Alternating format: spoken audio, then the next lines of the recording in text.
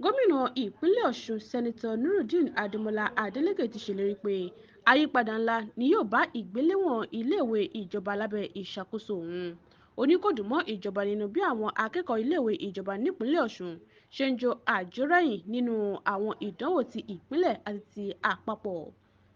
Lásìkò tí gómìnà ń ṣí ibùdó ìdánwò ìkànnì ayélujára kan tí olórí iléeṣẹ́ ológun orí-ilẹ̀ lórílẹ̀‐èdè yìí kọ sí Òbòkun lábẹ́ àkànṣe iṣẹ́ ló ti ṣàlàyé pé onírúurú ìgbésẹ̀ ni ìjọba ti ń gbé láti mú àgbéga bá ètò ẹ̀kọ́ nípínlẹ̀ Ọ̀ṣun.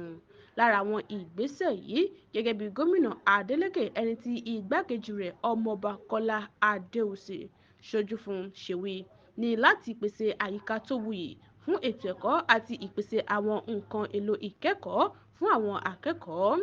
Ó ní ìgbáyégbádùn àwọn olùkọ́ tún ṣe pàtàkì lọ́kàn ìjọba láti jẹ́ kí ìwúrí wà fún wọn láti kọ́ àwọn akẹ́kọ̀ọ́ dáadáa. Ó ní ìgbésẹ̀ tí ń lọ lọ́wọ́ láti ṣe àgbédìde àwọn ibùdó ìkẹ́kọ̀ọ́ kọ̀ǹpútà mẹ́sẹ̀sán tó wà káàkiri ẹkùn ìdìbò nípínlẹ̀ Ọ̀ṣun.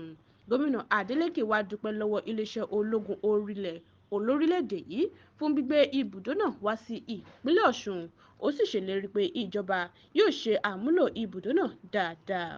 Medinat Adesoye ló ń jábọ̀ ròyìn fún Etí Ọba TV.